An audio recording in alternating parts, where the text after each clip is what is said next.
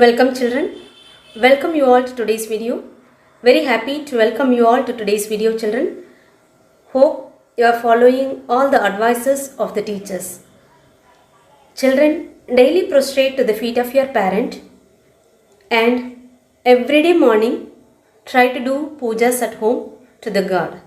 While doing pujas, try to chant slokas. You know so many slokas which are taught in our school. Try to say at least one sloka per day. Okay. Saying sloka in our home is spreading some good vibration around our home. Okay. Okay children. Children, teachers are sending you homeworks and tests and question and answers and other things related to the lesson after completing the lesson. So copy them into your classwork note legibly after getting from the teachers. While writing, write legibly so that the teachers can understand what you have written.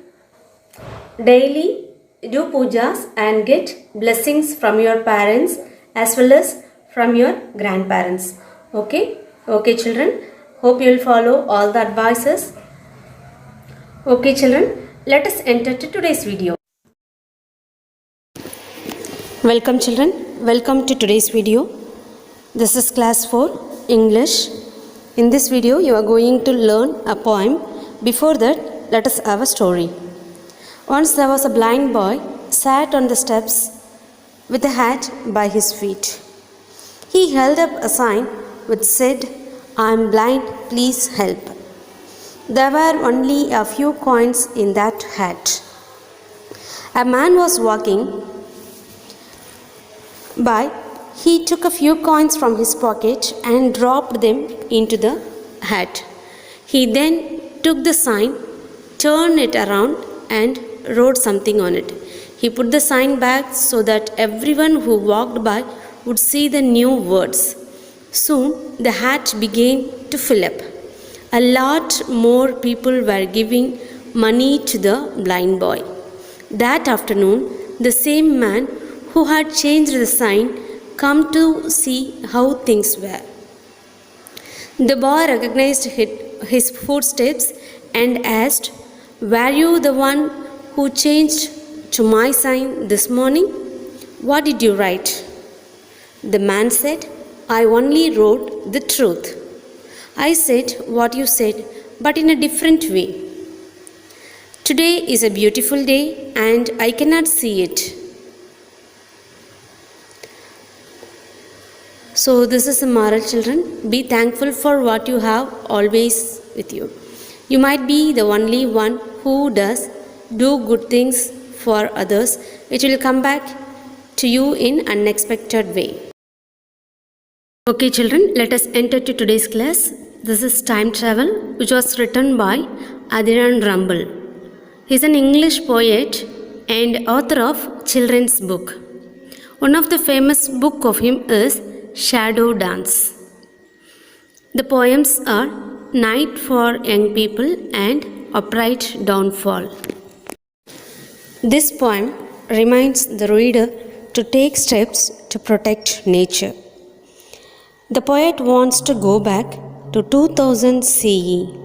CE means Common Era in the time machine. Nowadays we are living with so many gadgets and as well as we are destroying the earth, the nature. So the poet wants to go back to 2000 CE. Okay, let us go to the poem Time Travel, which was written by Adrian Rumble. Okay, let me read out the lines. Strap me in your time machine, let the motors whir.